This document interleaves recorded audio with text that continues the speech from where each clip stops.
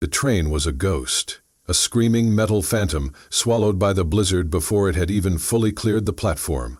Elara stood a solitary statue of disbelief, the red of her coat a fading ember against the overwhelming white of the world. The cold was not just a temperature, it was a physical presence, a predator with teeth of ice that bit deep into her bones, through the layers of her city-bought wool. It was a cold that stole the breath from your lungs and replaced it with shards of glass. She had watched the last carriage, the one with its warm, yellow-lit windows, filled with faces she would never see again, vanish into the swirling chaos of snow. The sound of its horn, a final, mournful cry, was ripped away by the wind, leaving behind a silence so profound it felt like the end of the world. And in a way, it was. The end of her world, at least. The end of the plan, the escape, the desperate gamble she had taken on a new life and a new place. The platform was a small, forgotten island in a sea of frozen hostility. The station house itself was dark, its windows like vacant eyes, abandoned, just like her. A wave of despair so potent it was nauseating washed over her. It would have been so easy to simply sit down, to let the snow blanket her, to surrender to the beautiful, lethal lullaby of the cold. What would you do in that moment? When the vehicle of your salvation not only leaves without you, but disappears so completely, it might as well have been a dream. Do you scream into the wind that doesn't care? Do you curse a fate that seems so deliberately cruel? Or do you take one more breath, just one, and then another?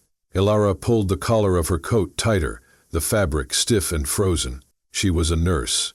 She understood the progression of hypothermia, the creeping lethargy, the false warmth, and the final, quiet sleep. She knew the enemy she was facing, and it wasn't just the snow. It was the insidious whisper in her mind that told her to give up. That whisper was louder than the wind. She had left a life of sterile, quiet desperation in a city that never slept but was never truly awake. She had packed her 2 bags, sold her few possessions, and bought a one-way ticket to a future she couldn't yet see, but which had to be better than the past. Now that future was a frozen plank of wood under her feet, and a horizon that didn't exist. She scanned the landscape, her eyes stinging. Nothing, just the endless, hypnotic dance of falling snow. But then, a flicker, a light. It was distant, a pinprick of yellow moving slowly along a road she hadn't even realized was there. It was a fragile, impossible thing, a firefly in a hurricane. Hope, she realized with a jolt, was a far more painful thing than despair. Despair was an ending. Hope was a reason to keep fighting, to keep feeling the bite of the cold, to keep standing when all you wanted to do was fall. The light grew, slowly, agonizingly. It was a truck, an old one by the sound of its groaning engine that now faintly reached her ears. It was life. It was a choice. It was a stranger in the middle of a world-ending storm. As it drew closer, its headlights cutting 2 cones of swirling reality out of the white void, she knew she was about to face the hardest choice of her life, to trust a ghost in a machine or to die alone on this forsaken platform.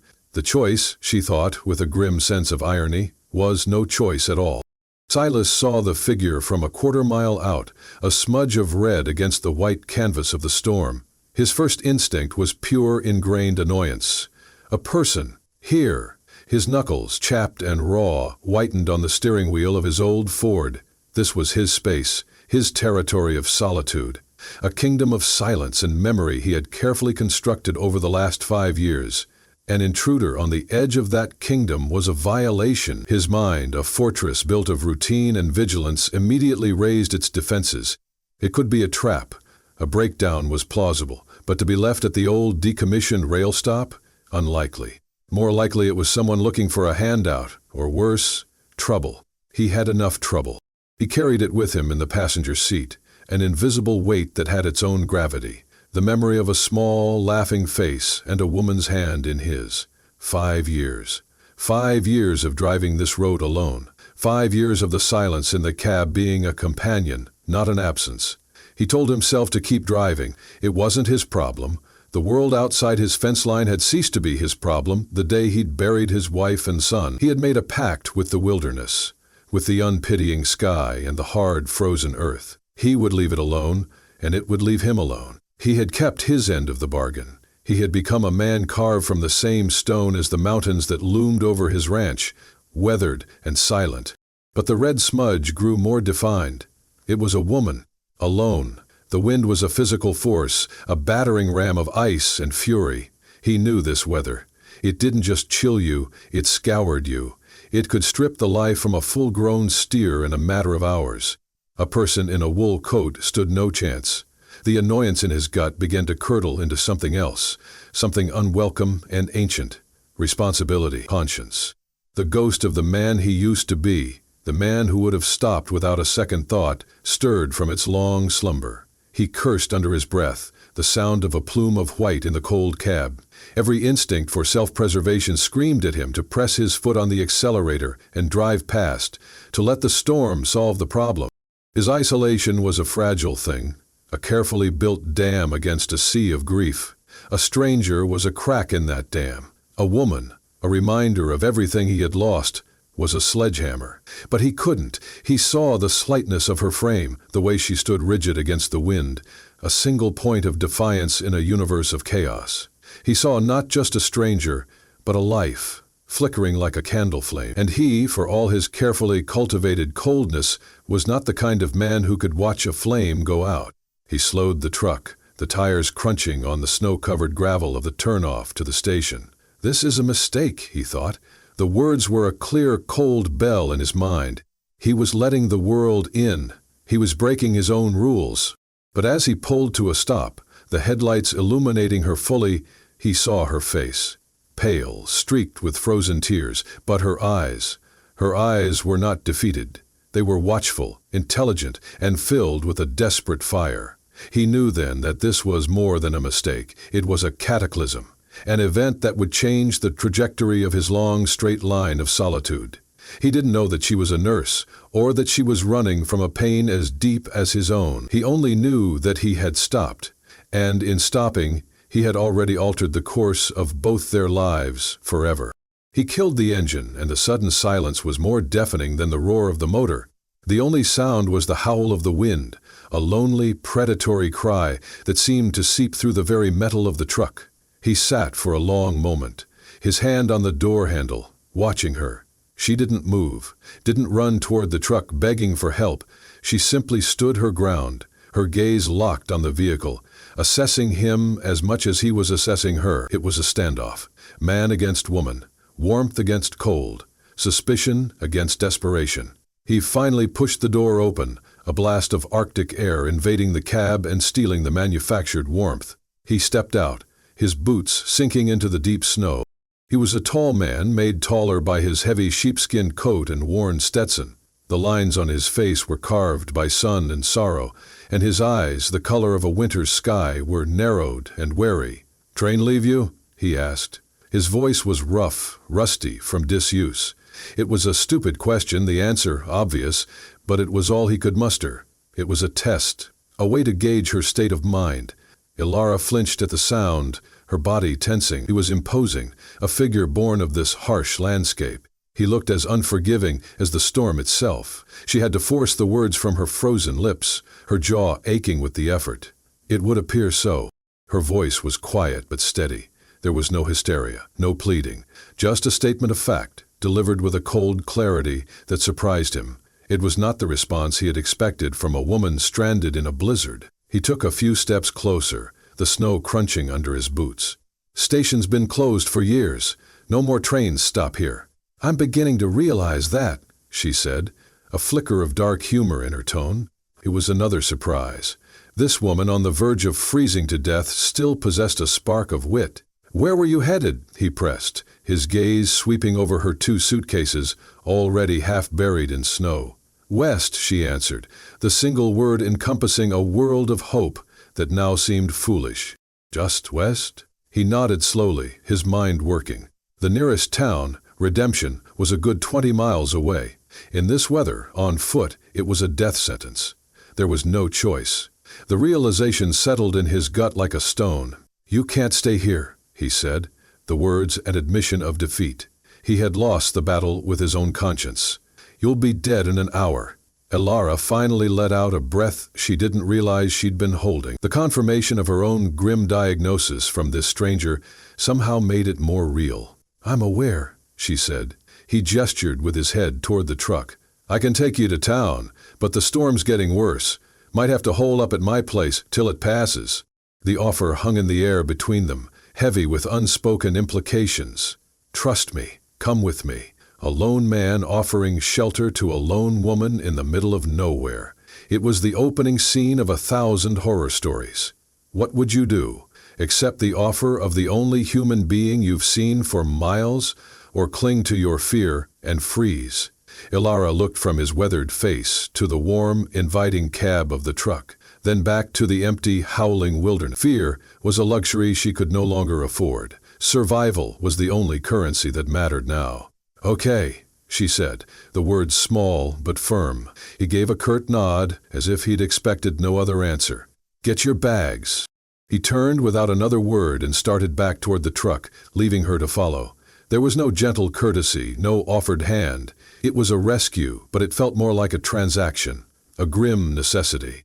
As she wrestled her half-frozen suitcases from the snowdrift and stumbled towards the truck, she felt a profound and unsettling shift in her own reality. She had traded one form of isolation for another, one unknown for a different, more intimate one. She was alive, but she was no longer in control of her own destiny. That control now sat behind the wheel of an old Ford truck, in the hands of a silent stranger, whose eyes held the same desolation as the landscape around them.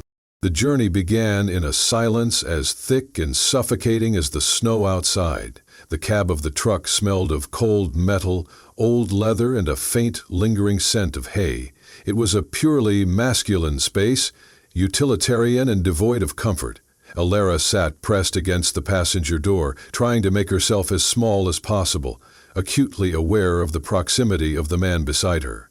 He drove with an unnerving calm, his hands steady on the wheel as the truck slid and fishtailed on the icy road. He seemed to be part of the storm, navigating it by instinct rather than sight. The world outside the windshield was a maelstrom of white. The road was a memory, a path he seemed to feel through the soles of his boots. The rhythmic slap, slap, slap of the windshield wipers was the only sound, a hypnotic, maddening metronome counting out the seconds of their shared confinement. Elara's body slowly, painfully began to thaw. The pins and needles in her fingers and toes were agonizing, a fiery protest against the returning blood. She clenched and unclenched her hands in her lap, trying to endure the pain without a sound. She felt his eyes on her for a moment, a quick, assessing glance. "There's a blanket behind the seat," he said, his voice flat. She fumbled behind her, her fingers still clumsy and numb, and found a rough wool blanket. It was coarse and smelled of dust and sheep, but it was warm. As she wrapped it around her shoulders, she felt a sliver of gratitude, a feeling so foreign in the last few hours that it was almost painful. She risked a look at him. His profile was stark, his jaw set, his gaze fixed on the chaos ahead. He was a man locked in his own world, and she was an unwelcome visitor. She wondered what he was thinking, what kind of life he lived that brought him out on a day like this on a road to nowhere. "Thank you," she said, her voice barely a whisper. He gave a slight, almost imperceptible nod. The conversation was over before it began. Minutes stretched into what felt like an hour. The storm intensified, the wind shrieking and rocking the heavy truck. Elara could feel the temperature dropping even further. The heater was fighting a losing battle. "My name is Elara," she offered into the silence, needing to assert her own existence, to be more than just a stranded woman. He was quiet for so long she thought he hadn't heard her, or had chosen to ignore her. Then he spoke. "Silas." Just the one word. No handshake, no pleased to meet you. It was a piece of information, reluctantly given. "I'm a nurse," she added, hoping it would explain her presence, make her seem less like a transient, more like a person with a purpose. He glanced at her again, and this time she saw a flicker of something in his eyes, not interested, but a kind of re-evaluation. It changed nothing, yet it changed everything. She wasn't just a damsel in distress anymore. She was a professional. She had a skill. It was a small piece of her identity she could cling to in this sea of uncertainty. The truck hit a deep patch of snow and lurched violently, throwing her against the door. A sharp pain shot through her arm. Silas expertly corrected the slide, his movements economical and precise. The truck settled, and they drove on as if nothing had happened. But something had. The violence of the storm, the isolation of their situation, and the vast, intimidating wilderness all around them were coalescing into a single, terrifying truth. They were utterly at the mercy of the elements. And she was utterly at the mercy of Silas. The truck's engine sputtered, coughed, and died. Silas wrestled with the wheel as the vehicle slid to a graceless halt, canted at an angle in a deep snowdrift at the side of the invisible road. For a moment the only sound was the frantic ticking of the cooling engine and the relentless screaming wind. The fragile bubble of warmth and movement was gone. They were stranded again. "Well," Silas said, the word a cloud of white in the frigid air. It was a statement of grim acceptance, not surprise. He tried the ignition once, twice. The engine turned over sluggishly, a dying groan, then fell silent. He didn't try a third time. He knew his machine. He knew when it was beaten. "Fuel lines likely frozen solid," he announced to the windshield. He didn't look at Elara, but she felt the new weight of this disaster settles in the small space between them. If the station had been an island, this was a life raft with a hole in it. "Tell me, what does true fear feel like? Is it the loud, heart-pounding terror of a sudden threat, or the quiet, creeping dread of a situation slowly, irrevocably worsening?" For Elara, it was the latter. A cold, calm certainty that their chances of survival were diminishing with every minute that passed. The cab was already losing its warmth. The cold was seeping back in, reclaiming its territory. "What do we do?" she asked, her voice steady despite the tremor of fear that ran through her. Silas stared out at the white chaos for a long moment, thinking. His face was a mask of concentration. This was his world. He was not panicking. He was calculating. "My ranch is about 2 miles from here, straight through there." He pointed into a wall of snow. "We can't stay in the truck. We'll freeze before morning." 2 miles? On foot? In this? It sounded like 100. It sounded impossible. "We wait for a lull," he continued. "Then we walk. Got to keep moving. It's our only chance." He reached over and turned off the headlights to conserve the battery. The world outside plunged into a gray, featureless twilight. The interior of the cab now lit only by the faint ambient light of the snow. The intimacy of the space became more pronounced and more claustrophobic. Silas shifted in his seat, turning to face her more directly. "Got anything in those bags of yours? Food? Anything waterproof?" Elara shook her head. "Clothes? Books? A medical kit?" At the mention of the kit, his eyes sharpened. "A proper one?" "Yes. Everything but suture needles and anesthetics." He nodded, filing the information away. Then he leaned forward, reaching for something on the dashboard. He grunted with effort, and Elara saw a dark line of blood welling up on the back of his hand, a long, deep gash from where he must have hit it when the truck lurched. "You're hurt," she said, her nurse's instinct overriding her fear. He glanced at his hand, as if noticing it for the first time. "It's a scratch. It's deep. It needs to be cleaned and wrapped, especially in this cold." Before he could protest, she was leaning over, reaching for her medical bag in the back. "Don't be stubborn," she said, her tone shifting from frightened passenger to medical professional. "Let me see it." He hesitated for a second, then grudgingly extended his hand. In the dim light she opened her kit. The small, organized bag was a piece of her old life, a symbol of her competence. As she gently took his large, calloused hand in hers, the simple act of human contact, of care, created a small, silent explosion in the frozen cab. For the first time, the barrier between them had been breached, not by words, but by the universal language of injury and aid. They made it to the ranch just as the last of the gray daylight was being extinguished by the storm. The 2-mile walk had been a brutal, spirit-baking ordeal. Every step was a battle against the wind and the thigh-deep snow. Elara's lungs burned, and her muscles screamed in protest. Silas had moved with a relentless, steady pace, breaking a trail for her, never looking back but always aware of her presence just behind him. He had taken one of her suitcases, his own breath pluming in the air, his silence as unyielding as the landscape. The ranch appeared out of the swirling snow like a mirage, a modest single-story cabin, a large barn, and a few smaller outbuildings, all huddled together as if for warmth against the vast, empty expanse. A plume of smoke was rising from the cabin's stone chimney, a detail that struck Elara as odd until she realized he must have a slow-burning fire perpetually banked in the hearth. It was the home of a man who understood preparedness, a man who lived on a war footing with nature. The cabin itself was built of dark, heavy logs with a low-pitched roof designed to shed snow. It looked less like a home and more like a fortification, a fortress against the wild and, Elara suspected, against the world of men. As Silas pushed open the heavy wooden door, a wave of blessed, dry warmth washed over her.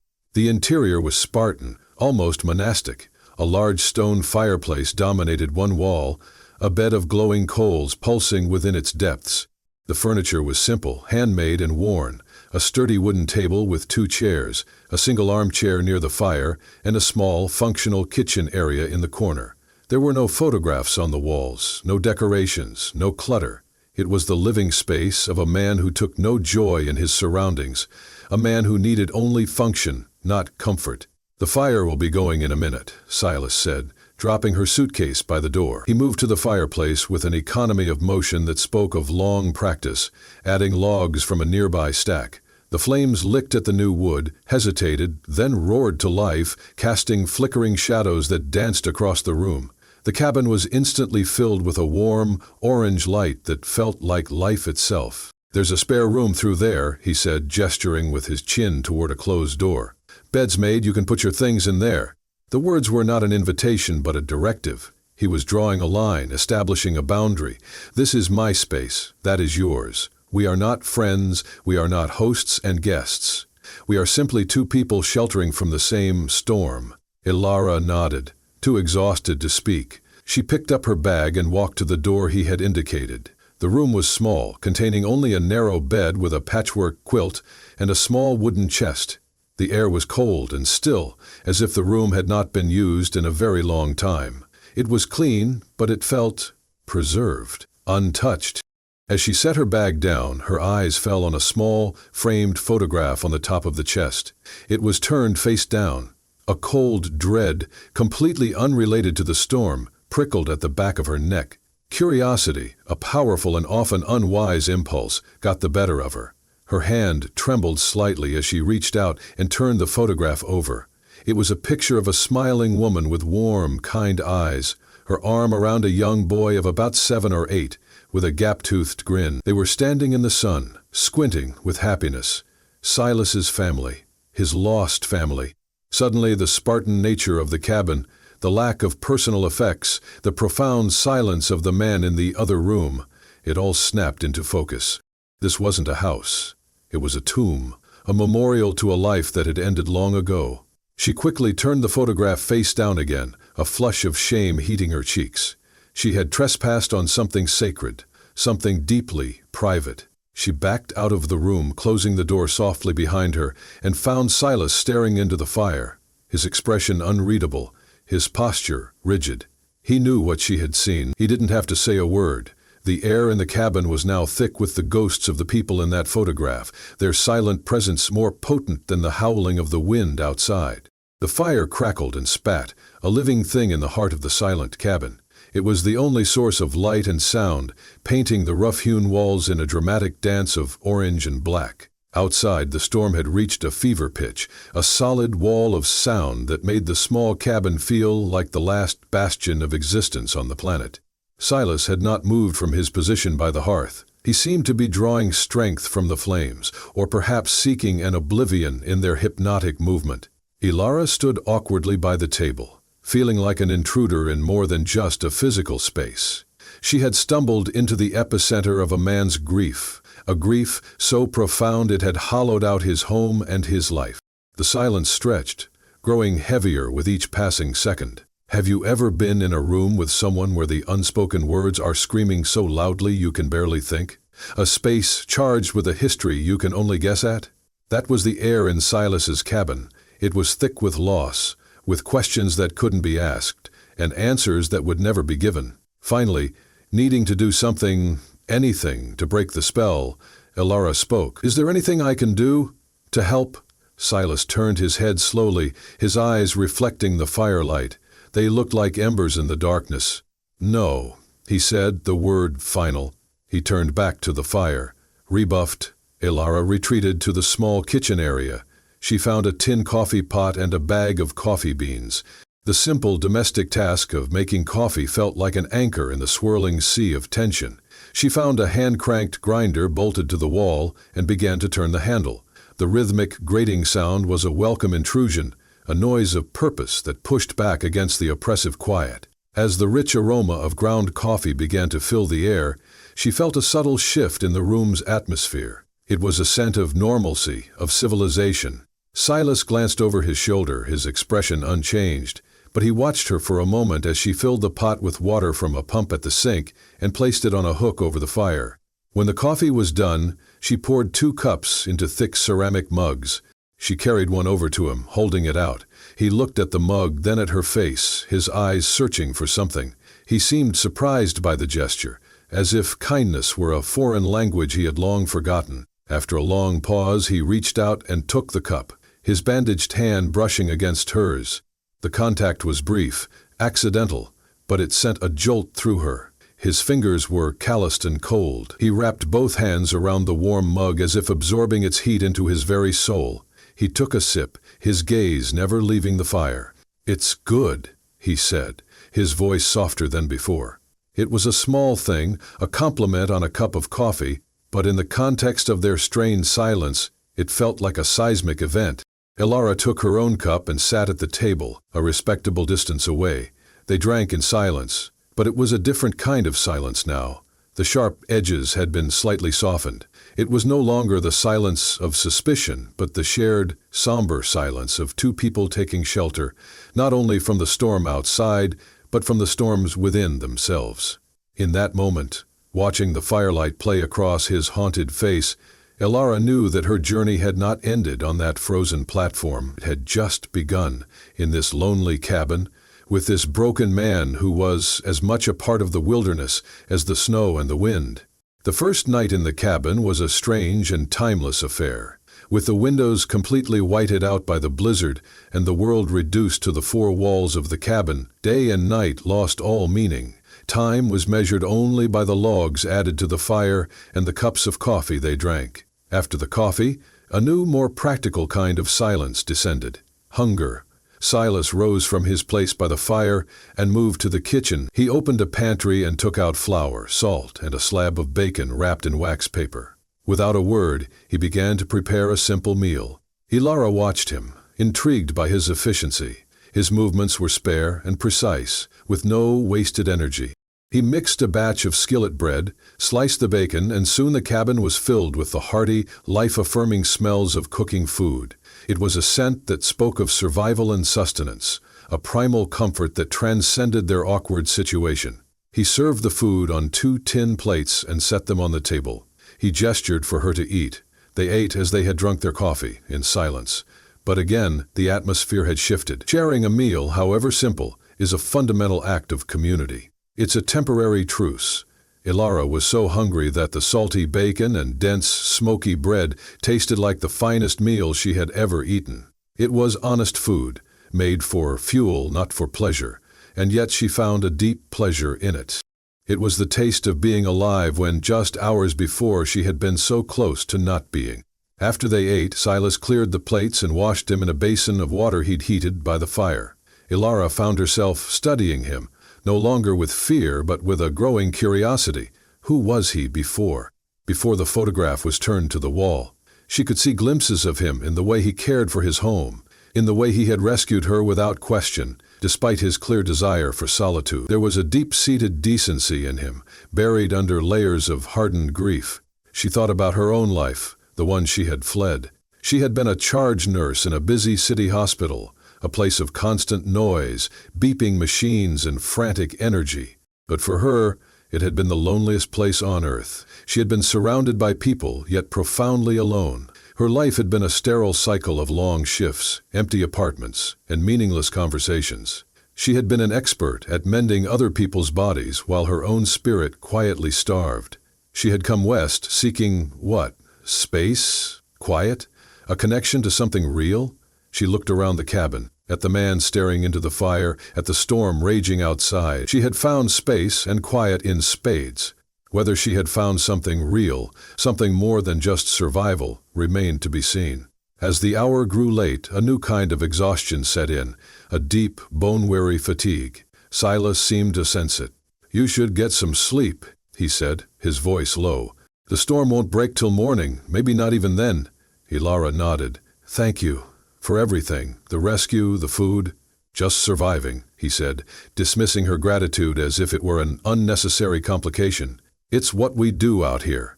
She retreated to the small, cold bedroom, the memory of the face-down photograph making her steps hesitant. She didn't light the lamp, but undressed in the dark and slid between the cold sheets of the narrow bed. The patchwork quilt was heavy on top of her. As she lay there, listening to the muffled howl of the wind and the faint crackle of the fire in the other room, she felt a strange sense of peace. She was a ship wrecked on a foreign shore, but for the first time in a very long time, she was not adrift. Days bled into one another, trapped in the amber glow of the firelight. The blizzard showed no signs of abating. It had settled into a relentless, howling siege, cutting them off from the world completely. A routine, unspoken and unnegotiated, began to form between them. It was a delicate dance of coexistence in a small space. Silas would rise before her, his movements quiet, and tend to the fire and the animals in the barn, a journey he made through the blizzard like a ship's captain navigating a treacherous sea. Elara would wake to the smell of fresh coffee and the sight of him sitting at the table, cleaning a piece of tack or sharpening a knife, his hands always busy, always purposeful. She began to find her own role in their temporary household. She was neat and organized by nature and training, and the Spartan cabin, while clean, lacked a certain order. She started small. She scrubbed the kitchen counter until the wood gleamed. She organized the tins and jars in the pantry. She swept the hearth. These were not grand gestures, but small, quiet acts of domesticity, of imposing order on their chaotic situation. At first, Silas watched her with a wary, suspicious eye. He was a man accustomed to his own way of doing things, to a life where objects were placed and never moved. Her tidying was a subtle invasion, a reordering of his static world. But he didn't stop her. He saw that she needed the work, the purpose. He saw that her puttering, as he thought of it, was her own way of fighting back against the helplessness of their situation. One afternoon, while he was in the barn, she found a small box of his late wife's things tucked away in a dusty corner of the kitchen. It was mostly recipes and household receipts, but inside, she also found a small bundle of letters tied with a faded ribbon. The temptation to read them, to understand the woman in the photograph, was immense. It felt like holding the key to the mystery of Silas himself, but she resisted. She knew it would be a violation he would never forgive. It was a boundary she could not cross. She closed the box and put it back exactly where she found it. This act of restraint felt more significant than any of her cleaning. It was a gesture of respect for his past, for his pain. When he returned from the barn, his shoulders covered in snow, he seemed to sense a change in her. She looked at him not with pity, but with a kind of quiet empathy. "I need to check on the horses again," he said, his voice gruff as always. "One of the mares, Daisy, she's not looking right." A new kind of energy sparked in Elara. This was her territory. "What are her symptoms?" she asked, her tone shifting to professional crispness. "She's not eating. Listless. Breathing's a little ragged." "Let me come with you," she said, already reaching for her coat. "I might be able to help." Silas hesitated. The barn was his sanctuary, even more so than the cabin. It was the place he felt the presence of his son, who had loved the animals with a fierce passion. He did not share the barn, but he looked at the determined set of her jaw, the intelligence in her eyes. He remembered her calm efficiency when she had bandaged his hand. He gave a single, curt nod. As they bundled up and stepped out into the blinding white fury of the storm, heading for the barn, a new dynamic was being forged between them. She was no longer just the survivor he was sheltering.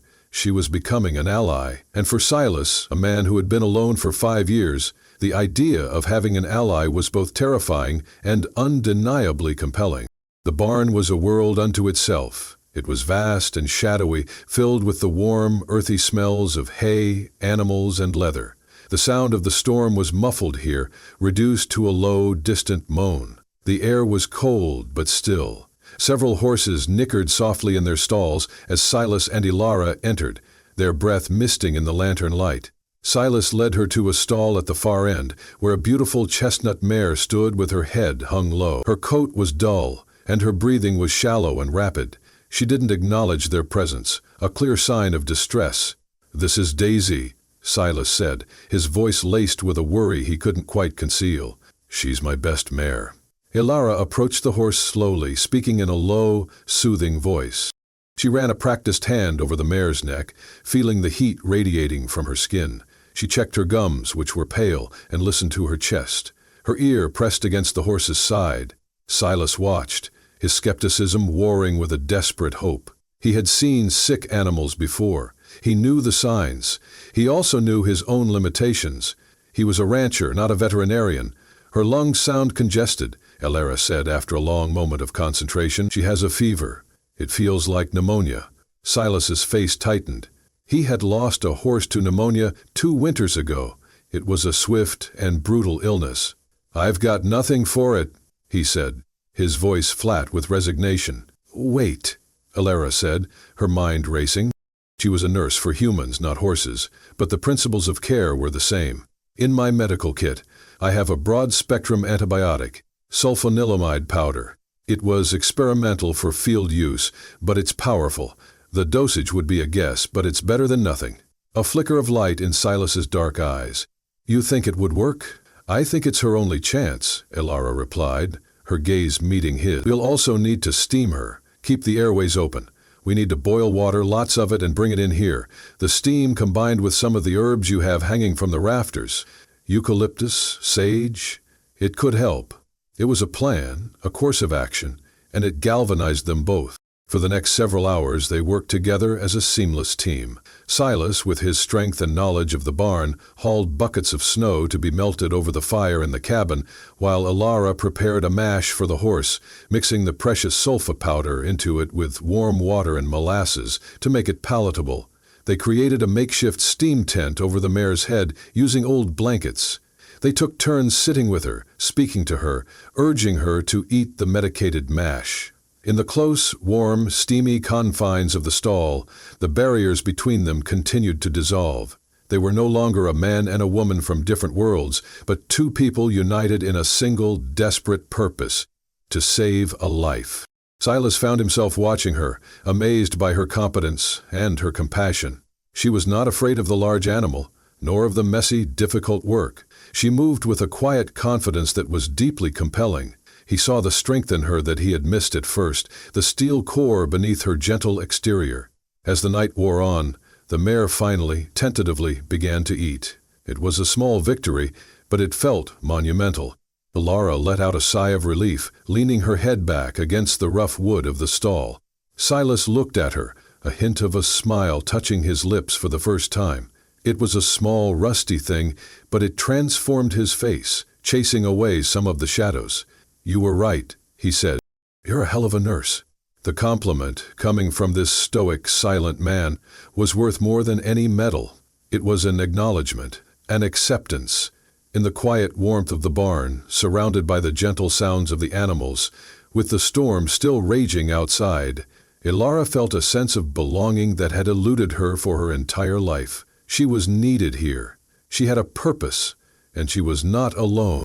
The mare, Daisy, stabilized. The fever broke, and by the next morning she was standing, her head up, and nickered for food when Silas approached.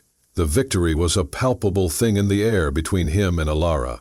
It had forged a bond of shared accomplishment, a partnership built on mutual respect. The storm, as if sensing its defeat inside the small fortress of the ranch, began to lose its fury. The wind still howled, but with less conviction. Patches of gray light began to appear through the swirl of snow. That afternoon, as they sat by the fire, the silence was comfortable for the first time. It was a shared peace, not a tense standoff. Elara felt brave enough to ask the question that had been sitting in her heart for days. "Silas," she began softly, The photograph in my room. He stiffened, his gaze immediately dropping to the floor. The shutters went down over his face again, the familiar mask of grief sliding back into place. "You don't have to talk about it if you don't want to," she said quickly, regretting her intrusion. He was silent for a long time, staring into the flames. The only sound was the crackle of the logs. Elara held her breath, expecting him to shut her down, to retreat back into his fortress of silence. But then he spoke. His voice was low and rough with emotion. "Her name was Sarah," he said, "and the boy, that was Daniel." He said the names as if they were fragile things, easily broken. He hadn't spoken them aloud to another person in 5 years. "She loved this place. Said the sky was bigger here than anywhere else on earth. Daniel, he was born here. He loved horses. Daisy was his favorite. He named her." Elara listened, her heart aching for him. She didn't speak, didn't offer empty platitudes of sympathy. She just listened, giving him the space to finally let the words out. "It was an accident," he continued, his voice thick. "A spring thaw. The creek was running high and fast. I was mending a fence on the far side of the property. They went for a walk. Daniel slipped on the bank. Sarah went in after him." He choked on the words, his knuckles white as he gripped the arms of his chair. "The water was too cold, too fast. By the time I got there, it was too late." He fell silent, but the story hung in the air, a devastating physical presence. Elara could see it all, the rushing water, the desperate mother, the helpless father. "I built this place for them," he whispered, his gaze sweeping around the Spartan cabin. "After they were gone, it just became walls, a place to hide." He finally looked at her, his eyes raw with a pain that was as fresh as if it had happened yesterday. "I'm sorry," was all Elara could say, the words hopelessly inadequate. "I am so sorry." He gave a slow, ragged nod. "People stopped coming around after a while. I didn't make it easy for them. I wanted the quiet. I thought if I was alone, it wouldn't hurt as much. But it does. It just hurts quieter." In that moment of shared vulnerability, a profound shift occurred. He had let her in. He had unlocked the door to his most sacred pain and allowed her to witness it. It was a gift of trust, more valuable than anything he owned. Elara felt tears welling in her eyes, for his loss, for her own loneliness, for the strange and brutal fate that had thrown them together. She reached out, not in pity, but in solidarity, and placed her hand on his arm. He didn't pull away. He simply sat there, under the light touch of her hand, and for the first time in 5 years, Silas was not entirely alone in his grief. By the 5th day, the world was reborn. The blizzard had passed, leaving behind a landscape of impossible beauty and profound silence. The sky was a brilliant, aching blue, and the sun, a stranger for days, glinted off a world blanketed in pristine, untouched snow. The air was so cold it was crystalline, each breath a sharp, clean intake. The change was as psychological as it was meteorological. The siege was over. The world was open again. Silas stood on the porch of his cabin, looking out at the transformed landscape. It was a familiar sight, yet today it looked different, less lonely, less empty. Elara stood beside him, wrapped in his spare coat, sipping a mug of hot coffee. "I've never seen anything so beautiful," she said, her voice full of awe, "or so quiet." "The world sounds like this after a storm," Silas said, "like it's holding its breath." The truce of the storm was over. A new reality had to be negotiated. "I'll need to clear the road to get the truck out," he said, breaking the peaceful silence. "Should be able to get you into Redemption by this afternoon." The words landed between them with a heavy thud. Redemption, the town, the end of their enforced isolation, the end of this. Elara felt a pang of something she couldn't quite name. Disappointment? Reluctance? It was absurd. She should be overjoyed. This was what she wanted. To get to a town, to get back on track, with her plan to start a new life. But the thought of leaving the quiet sanctuary of the ranch, of leaving this man who had shared his deepest wound with her, felt like a step backward. "Okay," she said, her voice betraying none of the turmoil inside her. Silas nodded, his gaze fixed on the horizon. "Redemption's not much," he warned. "Small town. Folks are wary." He was preparing her, but he was also preparing himself. He had to re-enter a world he had long ago abandoned. He had to take her back to it, and then he assumed he would return to his ranch, alone. The thought, which just a week ago would have been a comfort, now felt like a looming sentence. The work of digging out was hard and physical. Silas used a tractor with a plow attachment to clear a path from the cabin to the main road, his movements efficient and powerful. Elara helped where she could, shoveling snow from around the buried truck, her muscles protesting, but her spirit willing. They worked for hours, largely in silence, each lost in their own thoughts. The easy companionship of the past few days had been replaced by a new, unspoken tension. The impending departure was a wall rising between them. Finally, the truck was free. Silas got it started, the engine rumbling to life with a reassuring roar. The frozen fuel line had thawed. It was time to go. Elara went back into the cabin to get her bags. The small room felt different now. It was no longer a cold, sterile space. It was the room where she had learned the secret of Silas's sorrow. The cabin itself, once a symbol of isolation, now felt like a refuge. She picked up the face-down photograph and held it for a moment. Sarah and Daniel. She felt like she knew them now. She gently placed it back on the chest, but this time she left it facing up. It was a small gesture, but a hopeful one. A quiet suggestion that it was time to let the memories live in the light. When she came out with her bags, Silas was waiting by the truck. He looked from her face to her suitcases, and a flicker of something, regret, sadness, passed through his eyes before he masked. "Ready?" he asked.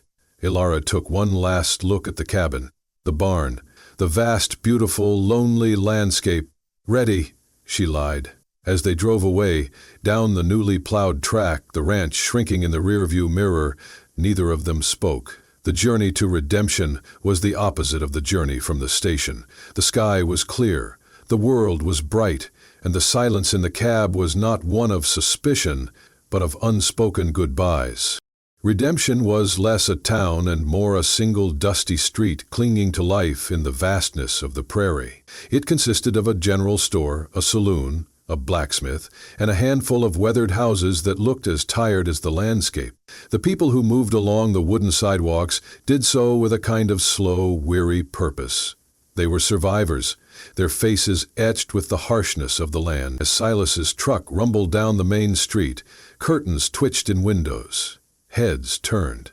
The arrival of Silas, the town recluse, was an event. The arrival of Silas with a strange woman in his truck was a spectacle. He pulled up in front of the general store, the sign for which was faded and peeling. "This is it?" he said, the engine idling.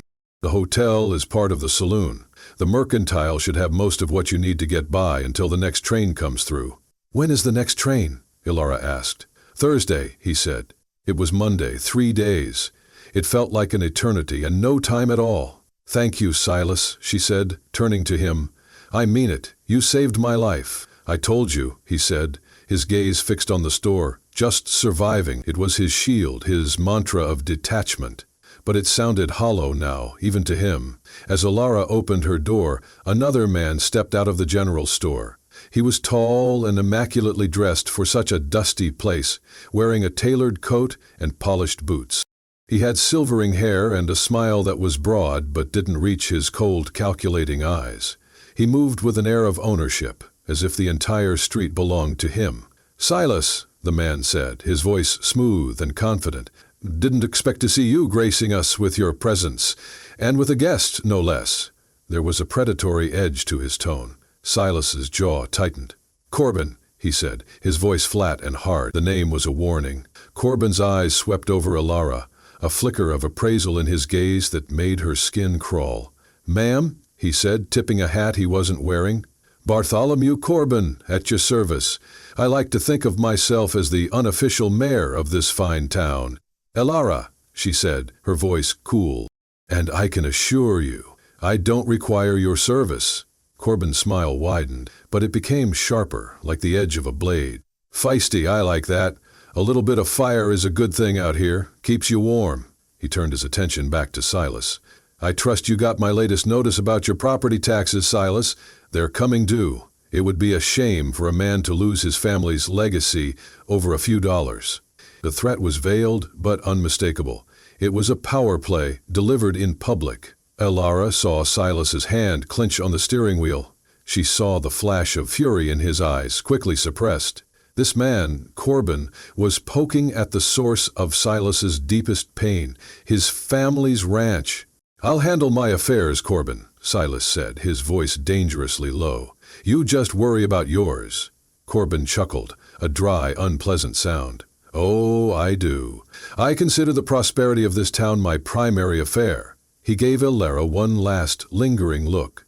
"If you find our local accommodations lacking, you be sure to let me know. I have a much more comfortable guest house." He turned and sauntered down the street, disappearing into the saloon. The encounter left a sour taste in the air. Elara looked at Silas. His face was a thundercloud. "Who is he?" she asked. "He's a snake," Silas said, spitting the word out. "He owns the bank, the saloon, half the ranches around here. He's been trying to get my land for years." Suddenly, the fragile peace of the last few days was shattered. The world, with all its greed and cruelty, had come rushing back in, and Elara realized her troubles were far from over. She had been rescued from a blizzard, only to be dropped into the middle of a different kind of storm. The Redemption Saloon and Hotel was exactly what Silas had implied it would be, lacking. The room Elara rented was small, cold, and smelled of stale beer and regret. The single window looked out onto a muddy alley. After the clean, vast emptiness of Silas's ranch, it felt like a cage.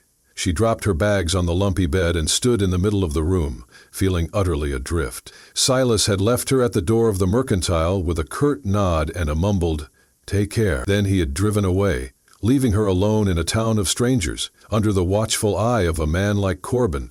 The warmth and connection she had felt in the cabin seemed like a distant dream, a strange interlude in a journey that had gone terribly wrong. What now? What was her next move? The plan to start over felt like a naive fantasy concocted by a different person, a person who hadn't nearly frozen to death, who hadn't looked into the abyss of another person's grief. She spent the afternoon trying to create some semblance of order.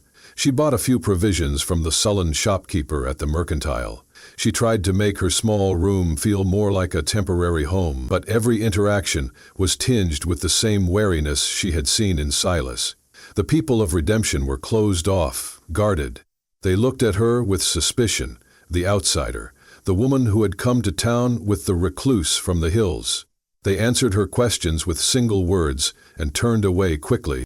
It was a town held together by shared hardship and mutual distrust, and she was an unwelcome variable in their fragile equation. Later that day, she decided to brave the saloon for a meal. The main room was dim and hazy with smoke. A few grim-faced men sat at tables, nursing drinks, and at the bar, holding court, was Corbin. He saw her the moment she walked in, and a slow, predatory smile spread across his face. He beckoned her over.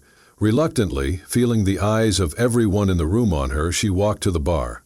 "A wise woman, realizing where the true hospitality in this town resides," he said, gesturing for the bartender to pour her a drink. "I'll have a coffee," she said firmly, "and some stew."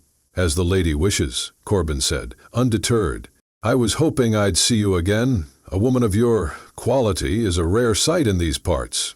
Tell me, what's a nurse doing stranded in the middle of nowhere?" His ability to gather information was unsettling.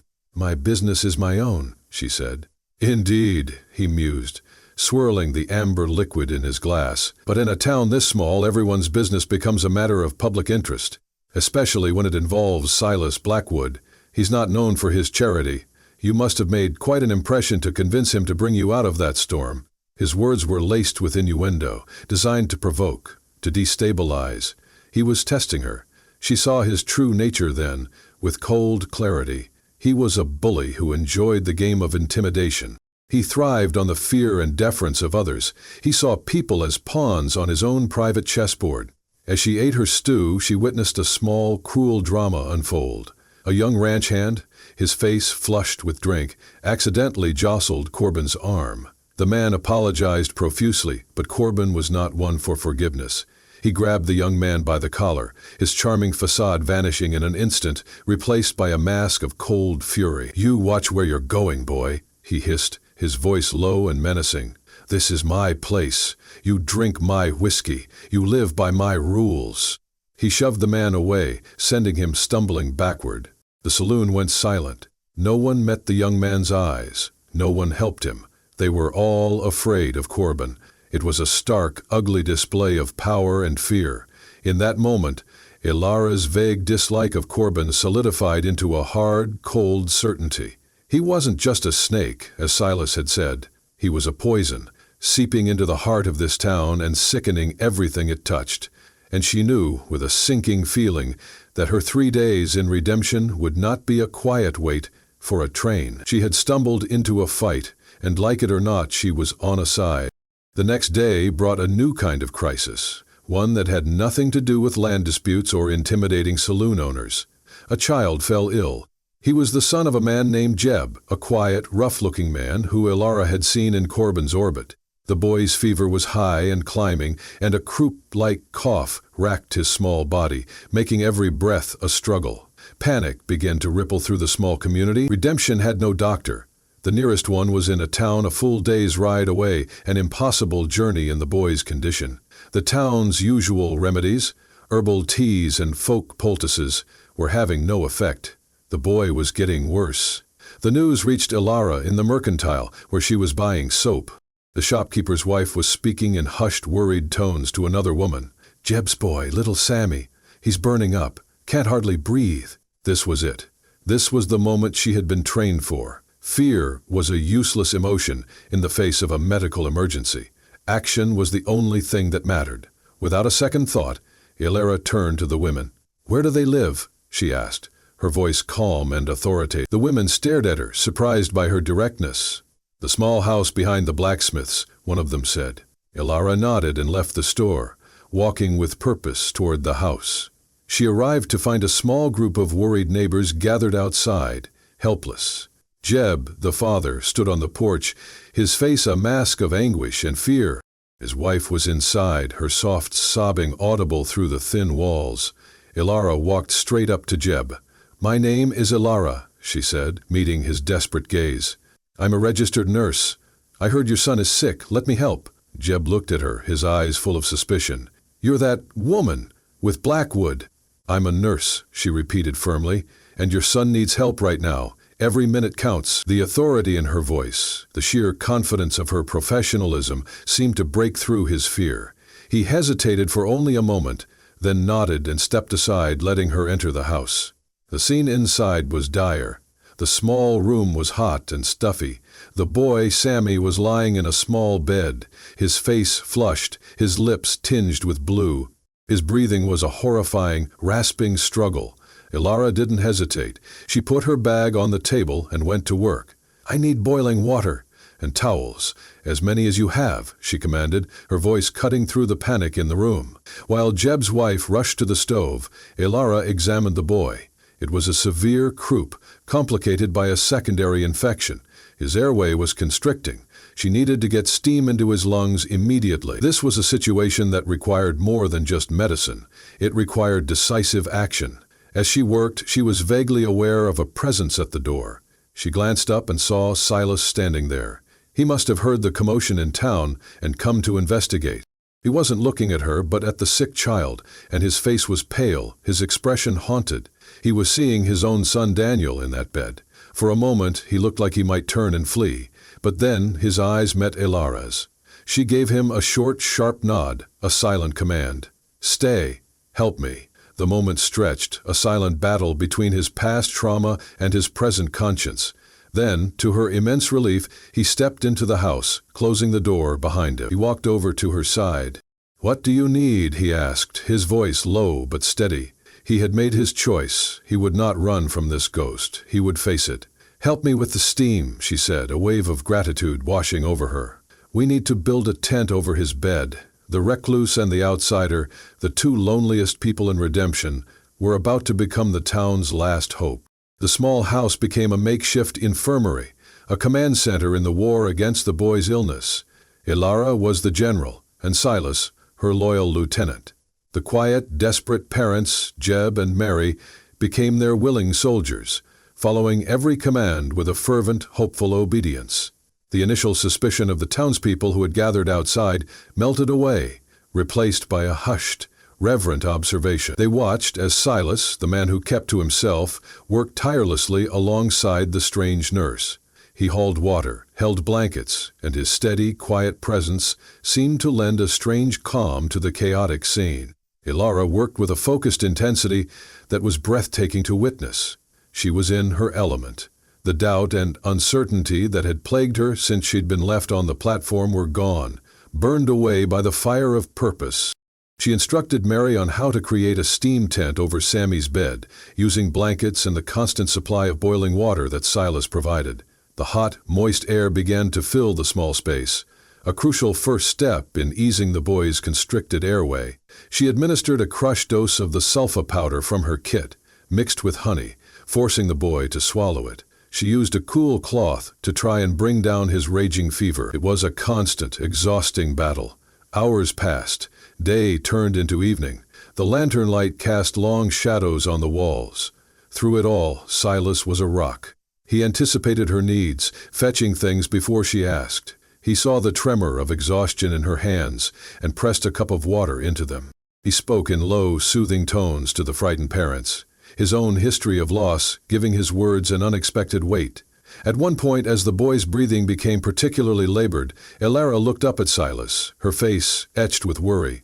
"I don't know if it's enough," she whispered, her professional confidence wavering for a moment. Silas looked from her to the boy, then back to her. His own past was a raw, open wound in that room, but he pushed it down. He would not let his grief paralyze him. He put a steadying hand on her shoulder. "You're doing everything you can," he said, his voice firm. "You are giving him a chance. That's more than he had this morning." His words, and the simple, solid feel of his hand on her shoulder, were like a lifeline. It was the first time anyone had offered her support in her work. In the city, she had been the one in charge, the one everyone else leaned on. To have someone lean with her, to share the burden, was a new and powerful feeling. Slowly, miraculously, their efforts began to work. The boy's breathing started to ease. The terrifying, rasping sound softened. The blue tint around his lips began to fade, replaced by a healthier pink. By midnight, his fever broke. He fell into a deep, peaceful, natural sleep for the first time in 2 days. Mary the mother wept with relief, her tears silent. Jeb the father, a man who looked like he had never cried in his life, stood by the bed, his shoulders shaking. He turned to Elara, his eyes shining with an emotion so profound it was humbling. He couldn't speak. He just nodded, a gesture of infinite gratitude. Then he looked at Silas, the man who worked for his enemy, the town recluse, who had stood by his family's side all night. The look that passed between the two men was complex, filled with a dawning understanding. In that small, steamy room, in the dead of night, the rigid social lines of redemption had been redrawn, alliances had been shattered and reformed, and the power that Corbin held over the town, a power built on fear and intimidation, had just developed its first significant crack. The next morning, the story of what had happened in Jeb's small house had spread through redemption like a wildfire. Elara was no longer the suspicious outsider. She was a hero. The townspeople looked at her with awe and gratitude. They brought her small gifts, a loaf of freshly baked bread, a jar of preserves, a knitted shawl. It was a currency of kindness, a language she understood far better than the veiled threats of men like Corbin. Silas, too, was seen in a new light. He was no longer just the grieving recluse. He was the man who had faced his own demons to help a neighbor. When he walked down the street, people nodded to him, their greetings shy but genuine. The wall of isolation he had built around himself for 5 years had been breached, not by an enemy, but by an act of shared humanity. The change was most profound in Jeb. He found Elara outside the mercantile, his hat in his hands, his face a mixture of gratitude and shame. "Mom," he said, his voice thick, I don't have words. You saved my boy. You and Silas. I'm just glad he's going to be okay," Elara said gently. "You're a good father, Jeb." Jeb looked down at his boots, struggling with what he had to say next. "I work for Corbin," he said, the words tasting like ash in his mouth. "I've done things, stood by while he did things that I ain't proud of." A man's got to feed his family. I understand, Elara said, but what he said to Silas about his land, it ain't right, Jeb continued, his voice low and urgent. Corbin's been after that ranch since old man Blackwood was alive. He's got a deed, he says, a claim from some old railroad debt. He's been waiting, biding his time, for Silas to slip up. This was the information Silas had never shared, the source of Corbin's leverage. It wasn't just about property taxes. It was a deeper, more predatory claim. Thank you for telling me, Jeb, Elara said. You're a good man. Jeb looked up, his eyes meeting hers. No, ma'am, but I'm trying to be. He turned and walked away, a man whose loyalties were now profoundly and dangerously divided. Later that day, the second act of the drama unfolded. Corbin, furious at this shift in the town's dynamics, decided to reassert his dominance. He saw Elara's growing influence and her alliance with Silas as a direct threat to his authority. He could no longer control the town through fear if they had a new source of hope. He strode down the street, a legal document in his hand, a look of grim satisfaction on his face. He found Silas talking with Elara near the blacksmith's shop. Blackwood, Corbin said, his voice sharp and loud for all the town to hear. Your time is up. He held out the document. This is an official notice of foreclosure, based on the outstanding lien against your property, held by my bank. You have 24 hours to vacate the premises. The public declaration was a power move, designed to humiliate and crush Silas completely. The few townspeople on the street froze, watching the scene unfold. Silas stared at the paper, then at Corbin's smug face. The color drained from his own. The ranch was all he had left. It was his history, his legacy, the last tangible connection to Sarah and Daniel. To lose it, it was like losing them all over again. He looked utterly defeated. For a moment, the old, broken Silas returned, the man who wanted to retreat, to surrender. But then he looked at Elara, and he saw not pity in her eyes, but fire. You won't get away with this, Corbin, she said, her voice ringing with a conviction that startled everyone, including Silas. Corbin laughed. Oh, I think I will. This is all perfectly legal. He can't fight it. He's just one man. No, Elara said, stepping forward to stand beside Silas. He's not. The foreclosure notice was a declaration of war. Silas, for a moment, was ready to crumble. The thought of fighting a legal battle against a man like Corbin, who held all the cards, felt hopeless. His first instinct, honed by 5 years of solitude, was to retreat, to let the world take what it wanted and leave him with his grief. He would walk away, disappearing deeper into the wilderness. But Elara's defiance was a spark in his own darkness. Her standing by his side, unflinching, ignited something in him he thought was long dead. Pride. Fight. He looked at Corbin's triumphant sneer and felt a cold, hard anger replace the despair. You'll have to drag me off that land, Corbin, Silas said, his voice low and steady. Ha! And I don't drag easy. Corbin's smile faltered for a second. He had expected surrender, not a challenge. Brave words, he sneered, but they won't change the ink on this paper. 24 hours, Blackwood. He turned and walked away, confident in his victory. The news of Corbin's move spread through the town. It became the single topic of conversation. Corbin had overplayed his hand. By attacking Silas so publicly, so soon after Silas and Elara had saved one of their own, he had turned a private dispute into a public moral crisis. That evening, Elara called a meeting in the common room of the saloon, a space owned by Corbin himself, an act of quiet rebellion. She had asked Jeb to spread the word. To her surprise, the room was full. The entire adult population of Redemption seemed to be there, their faces grim and worried. Even the town sheriff, a man named Miller who had long been seen as being in Corbin's pocket, was present, standing uncomfortably at the back. Elara stood before them, with Silas by her side. He was uncomfortable, unused to being the center of attention, but he stood his ground. He was no longer hiding. I know most of you don't know me, Elara began, her voice clear and strong, and I know that many of you have known Silas for a long time, but perhaps not as well as you could have. But what I've seen in the last few days is a man who, despite his own pain, did not hesitate to help a neighbor. He helped save a child's life. She looked over at Jeb and Mary, who nodded in affirmation. Now, that same man is about to lose everything he has to the greed of one person. Bartholomew Corbin has been choking this town for years. He thrives on your fear, on your silence. He picks you off one by one. He knows that as long as you are divided, you are weak. A murmur went through the crowd. She was saying what they had all thought, but never dared to speak aloud. Corbin told Silas he was just one man, she continued, her voice rising with passion. And he's right. One man is not enough, but he is not one man. She looked around the room, meeting the eyes of the ranchers, the blacksmith, the shopkeeper. It is one of you. An attack on him is an attack on all of you, because if he can do this to Silas, who will be next?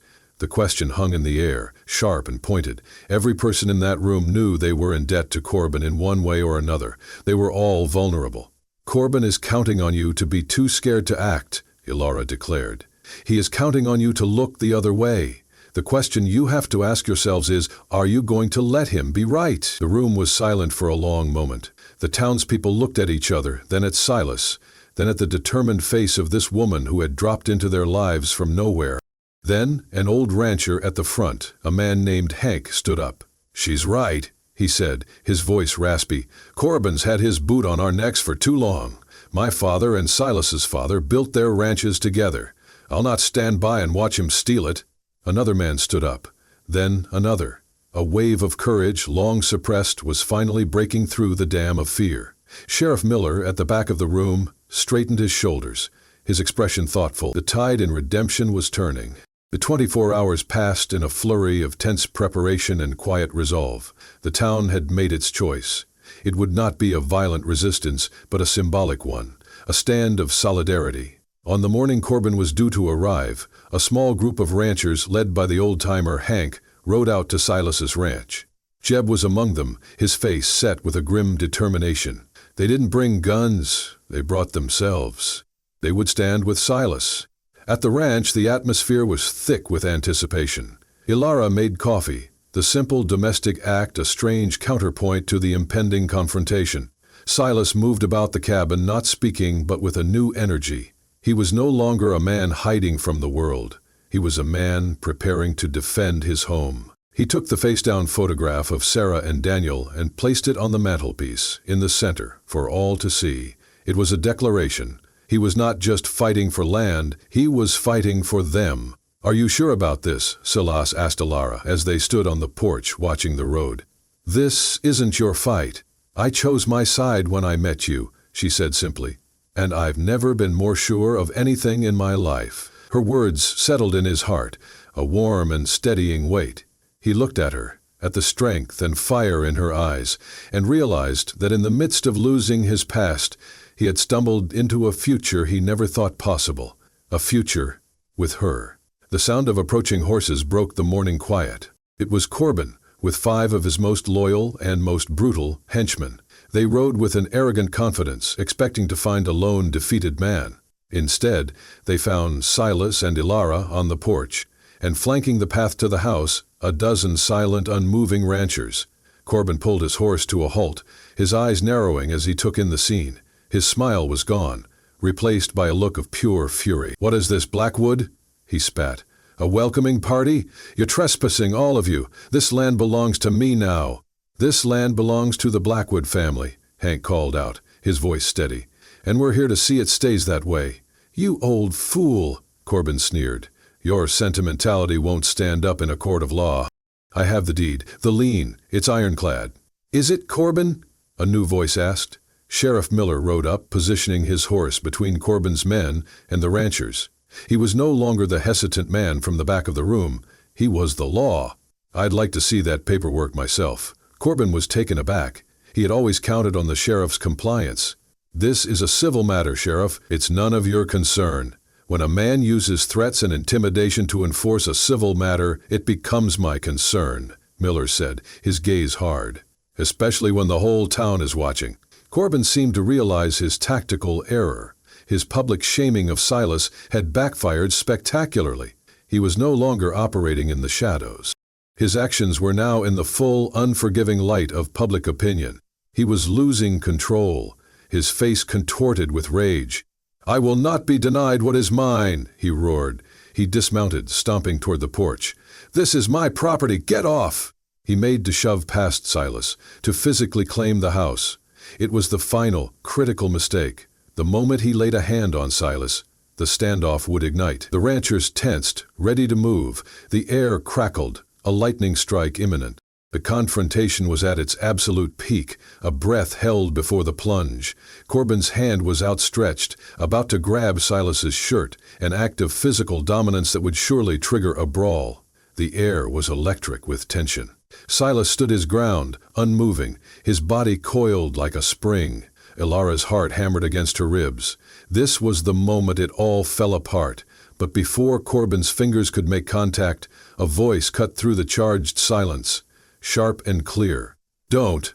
The word came from Jeb. He had dismounted and was walking forward, pushing his way through the line of ranchers. He stopped a few feet from Corbin, his position placing him squarely between his former employer and Silas. Every eye was on him. "Get out of my way, Jeb," Corbin hissed, his voice low and venomous, "or you'll find yourself and your family out on the street by nightfall." "No," Jeb said, his voice shaking but firm. "No, we won't." "Because you're a fraud, Corbin." A gasp went through the assembled crowd. Corbin's face went white with fury. "You're a fool. I have the deed. It's legal." "The deed is," Jeb admitted. "I've seen it. The one you got from the bank, claiming the old railroad lien. But I've also seen the other document, the one you keep locked in your safe. What would you do if you held the truth in your hands? A truth that could destroy a powerful man, but also put your own life in danger." Jeb had wrestled with that question all night. He had thought of his son, of the woman and the man who had saved him. He had chosen his side. Jeb reached into his coat pocket. "Mary? My wife? She used to clean your office, Corbin, back before you fired her for being with a child. You were always so proud of your cleverness, keeping all your important papers. You even kept the one the railroad sent your father years ago." He pulled out a folded, yellowed piece of paper. "A letter," Jeb announced, his voice ringing out in the silent yard. "A letter from the railroad, confirming that the lien on the Blackwood property was fully paid off. By your father, 20 years ago. He and Silas's father settled it between them. You knew the deed you held was worthless. You've been using a dead claim to threaten this family for years." The reveal was a bombshell. It landed in the yard with the force of a physical blow. Corbin stared at the letter in Jeb's hand as if it were a snake. His entire empire, his power, was built on a foundation of lies, and that foundation had just been shattered. "That's a forgery," Corbin choked out, desperation in his voice. "He's lying." But no one believed him. The truth was written on his own face, in the panic in his eyes. Sheriff Miller dismounted and walked calmly over to Jeb, taking the letter. He read it carefully, his expression grim. He then turned to Corbin. "Bartholomew Corbin," the sheriff said, his voice official and cold. "You are under arrest for fraud, extortion, and uttering threats." Two of Corbin's own henchmen, seeing which way the wind was now blowing, moved to stand with the sheriff. The others looked confused, their loyalty to their paymaster dissolving in the face of his public disgrace. Corbin looked around, at the faces of the townspeople, faces that had once shown fear, but now shown only contempt. He was alone. His power, an illusion built on paper and fear, had vanished. He didn't resist as Sheriff Miller took him by the arm. The fight was over. It had been won not with fists or guns, but with the quiet courage of one man choosing to tell the truth. As the sheriff led a stunned and defeated Corbin away, the yard erupted in cheers. The town of Redemption was finally, truly, free. The aftermath was a strange mix of celebration and quiet disbelief. The town of Redemption, so long under Corbin's oppressive thumb, seemed to be breathing freely for the first time in years. People were smiling, talking openly in the street. The cloud of fear that had hung over them had dissipated with the morning sun. At the ranch, the atmosphere was one of profound peace. The other ranchers had clapped Silas on the back, shaken his hand, and ridden back to their own properties, leaving him and Elara in the sudden quiet. They stood on the porch, watching the dust settle on the road where the sheriff had led Corbin away. The crisis was over. The land was safe. "He's really gone," Silas said, the words full of wonder. He had lived with the threat of Corbin for so long that its absence felt like a missing limb. "Thanks to Jeb," Elara said. "And to you. You stood up to him. You showed them they didn't have to be afraid." Silas shook his head. "No," he said, turning to face her. "Thanks to you, I was ready to walk away. I've been walking away for 5 years. You're the one who taught me how to stand still." He looked at her, his eyes full of an emotion that made her heart beat fast. It was more than gratitude. It was something deeper, something that had been growing between them in the heat of the crises they had faced together. "What will you do now?" he asked softly. The question hung in the air. Her train was tomorrow, the reason she had been in redemption in the first place, the plan to start a new life somewhere else. It all seemed like a lifetime ago. Did she still want that? A new life in a new town where she knew no one? Or had she, by accident, already found what she was looking for? "I don't know," she answered honestly. "My train leaves in the morning." The words felt wrong as she said them. The thought of getting on that train, of leaving this place, of leaving him, was a physical ache in her chest. Silas's face fell, the light in his eyes dimming. He had just gotten his past back, his legacy, only to be faced with losing his future. He nodded, turning to look out at the mountains. "Right," he said, his voice flat. "The train." The silence between them was no longer comfortable. It was filled with the looming deadline of the next day, with the words they both wanted to say, but didn't know how. What do you say when you realize you found a home in a person, but you're scheduled to leave? How do you ask someone to stay when you've spent years pushing the whole world away? That evening, the town threw a celebration in the saloon, Corbin's saloon, which was now, according to the sheriff, town property until the legalities could be sorted out. They hailed Silas and Elara as heroes. There was music and dancing. For the first time, Elara saw the people of redemption truly happy, their faces full of hope. Silas was there, awkward at first, but slowly he began to relax. He talked with the other ranchers, sharing a drink with Jeb, clapping Hank on the shoulder. He was rejoining the world, one hesitant step at a time. Elara watched him from across the room, her heart swelling with a mixture of pride and sadness. She had been the catalyst for this change in him, but she wouldn't be there to see it through. As the party wound down, Silas found her by the door. "I'll walk you back to the hotel," he said. They walked through the quiet streets of the sleeping town, the stars brilliant in the clear, cold sky. The silence was heavy with unspoken feelings. At the door of the hotel they stopped. This felt like the real goodbye. "Elara," he began, then stopped, searching for the words. "Thank you." "Silas," she said, her voice soft. "Don't." She couldn't bear to hear him thank her again. She couldn't bear for their final conversation to be about gratitude. She wanted it to be about something more, but neither of them could find the courage to say it. He just nodded, his eyes full of a profound sadness. He turned and walked away into the darkness, leaving her alone with the painful knowledge that the train was coming. Elara didn't sleep that night. She sat in the window of her cold hotel room, watching the moon travel across the sky. The decision she had to make felt monumental, a choice between two entirely different futures.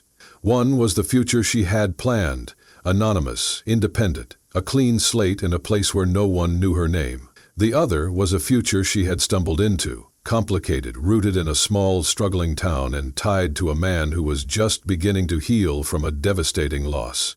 It was a choice between the head and the heart. Her head told her to get on that train. Silas was a good man, but he was wounded.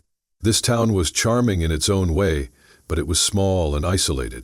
Was this really the life she wanted? She was a skilled nurse. She could have a career in any major city. Her heart, however, told a different story. It told her that the feeling of belonging she had found here was more real than anything she had ever known in the city. The sense of purpose she felt when she saved Sammy's life, the feeling of rightness when she stood by Silas's side against Corbin, that was what she had been searching for. She had come west seeking a connection to something authentic, and she had found it in the most unexpected way. She thought of Silas. She pictured his face when he talked about Sarah and Daniel, the immense weight of his grief. She pictured his quiet strength in the barn with the sick horse, his steady presence in the face of crisis. She pictured the small, rusty smile that had transformed his face. She had seen the man he was, and the man he could be, and the thought of never seeing him again was unbearable. At dawn, she made her decision. She packed her bags, her movements calm and deliberate. She walked to the front desk, paid for her room, and left the key. Then she walked not to the train station, but to the mercantile. It was just opening. The shopkeeper, whose name she now knew was George, greeted her with a warm smile. "Morning, Elara. Here to get some supplies for your trip?" "No, George," she said, a smile of her own spreading across her face. "I was hoping to send a telegram, and then I need to find out about renting a small space. I think this town is in need of a proper clinic." George's jaw dropped. You're staying?" "I think so," she said, her heart feeling lighter than it had in years. "I think I've found my new life." A few minutes later, Silas's truck rumbled into town. He was driving slowly, his heart heavy. He had come to say a final goodbye, to see her off at the station, a painful duty he felt he owed her. He expected to see her waiting on the platform just as he had first found her. Instead, he saw her walking out of the mercantile, talking and laughing with George. She saw him and her smile widened. She walked over to his truck, her steps light and confident. He killed the engine, his mind reeling with confusion. "You're not at the station," he said, the words a statement of disbelief. "No," she said, leaning on the open window. "I missed my train." "There isn't another one for 3 days," he said, his heart starting to pound. "I know," she said, her eyes sparkling. "I guess I'm stuck here for a little while longer."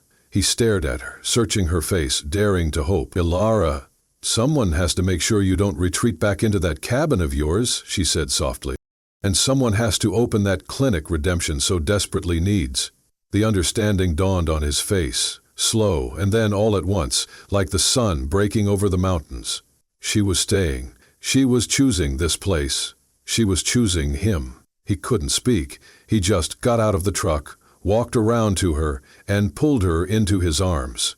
It wasn't a desperate, frantic embrace, but a quiet, solid one, an embrace that felt like coming home, for both of them. Weeks turned into months, and the town of Redemption began to live up to its name. The changes were slow, but steady. With Corbin's monopoly broken, a new spirit of cooperation and enterprise bloomed. The ranchers formed a co-op. The general store expanded its inventory. A new family moved into one of the abandoned houses. The town was coming back to life. The heart of this new life was the clinic. Elara, with the help of the townspeople, had converted a small, disused building next to the blacksmith shop into a clean, bright space for healing. It was simple, with only a few beds and basic supplies, but to the people of Redemption, it was a miracle. Elara was no longer just a nurse. She was a pillar of the community. Her days were filled with purpose. She treated everything from Cowboy's broken bones to babies' fevers. She taught mothers about nutrition and hygiene. She brought not just medicine, but a sense of hope and security to the town. Silas was a changed man. The hard shell of grief had cracked open, revealing the warm, decent man who had been hiding inside. He was still quiet, still a man of few words, but his silence was no longer one of pain. It was a comfortable, thoughtful silence. He became a leader in the town, his advice sought after by the other ranchers. He smiled more. He laughed, a deep rumbling sound that Elara loved. He never forgot Sarah and Daniel. Their photograph remained on the mantelpiece, a testament to the love that had shaped him. But now, beside it, he had placed a new photo, a small, candid picture of Elara, her head thrown back in laughter, taken at the town's summer picnic. He had learned that a heart can be big enough to hold both grief for what was lost and joy for what has been found. His relationship with Elara grew steadily, naturally, like a tree sinking its roots into rich soil. It was a partnership built on a foundation of mutual respect and shared experience. They had been through the fire together and had come out stronger.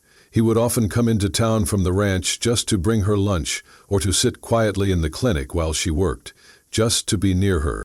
And in the evening she would ride out to the ranch with him. The cabin, once a tomb of memories, was now a home. It was filled with her presence, with the scent of the herbs she dried, with the books she left by the fire. She had brought life back into its silent walls. One evening, as they sat on the porch, watching the sunset paint the sky in hues of orange and purple, Silas took her hand. His was still calloused and rough, but his touch was gentle. "Do you remember the day I found you?" he asked. "On that frozen platform? "I think about it every day," she confessed. "I was so lost." "So was I," he said, his voice low. "I just didn't know it. My world was gray, Elara. For 5 years, I'd forgotten there were other colors." He reached into his pocket and pulled out a small, intricately carved wooden box. He opened it. Inside, nestled on a piece of velvet, was a silver locket. It was simple and beautiful. "This was my grandmother's," he said. "She gave it to my mother, who gave it to Sarah." He paused, his throat tight with emotion. "It's a family heirloom. It's meant to be passed on, to be worn by the woman who holds the heart of this ranch." He took the locket out and looked at her, his eyes shining with a love so deep and certain it took her breath away. "I want you to have it," he said. "I want you to be the heart of this ranch, the heart of my life." Tears streamed down Elara's face as he fastened the locket around her neck. It was cool against her skin. It was not a replacement. It was a continuation, a new chapter in an old story. She didn't need to say yes. Her answer was in her tears, in her smile, in the way she leaned into him, her head on his shoulder, as they watched the last of the light fade from the sky. They were two lost souls who had found their way, not to a destination they had planned, but to each other, and the memories. 1 year later, the sun shone down on a thriving, vibrant Redemption. The main street was busy. Children played in the dirt, their laughter echoing in the clean air. The clinic had a new coat of white paint and a small hand-carved sign that read, "Redemption Community Clinic, E. Blackwood, R.N." Inside, Elara, her belly swollen with the gentle curve of new life, was wrapping a bandage around the scraped knee of a small boy. She moved with a calm, happy confidence, her presence a source of comfort and reassurance to all who entered her doors. The town had not just survived, it had flourished. The co-op was successful, and the ranchers were getting fair prices for their cattle for the first time in a decade. New businesses had opened. The saloon was now a family-friendly restaurant and inn, run by Jeb and Mary, who had bought it with a loan from the new town council. The poison of Corbin's greed had been replaced by the tonic of community and cooperation. Silas rode into town, his face relaxed and content. He was no longer the town recluse, but one of its most respected figures. He swung down from his horse and walked into the clinic, his eyes immediately finding Elara. The love that passed between them was a quiet, powerful current that everyone in the room could feel. He placed a gentle hand on her belly, a look of awe on his face. "How are my two favorite people?" he asked, his voice soft. "We're just fine," she said, smiling up at him. "Just patching up the future of this town." He had brought her a small bouquet of wildflowers from the hills behind the ranch. It was a simple gesture, but it was their language, a language of quiet love, of shared beauty, of a life rebuilt from the ashes. That evening they sat on the porch of the cabin, the same porch where they had faced down their greatest fears. The cabin was filled with warmth and life. The face-down photograph was now part of a collection on the wall, a gallery of past and present. Sarah and Daniel were there, their smiling faces a cherished part of the family story. But there were new photos, too, of the town picnic, of their quiet wedding ceremony by the creek, of the day they started building a new room onto the cabin for the baby. Silas put his arm around Elara, and she leaned her head against his shoulder. "It's funny," she mused. "That day at the train station felt like the end of the world." "It was," Silas said, kissing the top of her head. "It was the end of that world, so a new one could begin." And as they sat in the peaceful twilight, watching the first stars appear in the vast, benevolent sky, their story settled into a simple, profound truth. Sometimes the greatest love stories don't start with a spark, but with an act of kindness. They don't start with a grand romance, but with the simple, life-altering choice to stop for a stranger on a frozen platform, to offer a little warmth in the middle of a storm. It's a reminder to us all. A reminder that you never know when the person you rescue is actually the one who will rescue you right back. What do you think? Is true love a matter of fate or a matter of choice? Let us know in the comments below. And if you enjoyed this story of hope and redemption, please subscribe to our channel for more tales that touch the heart.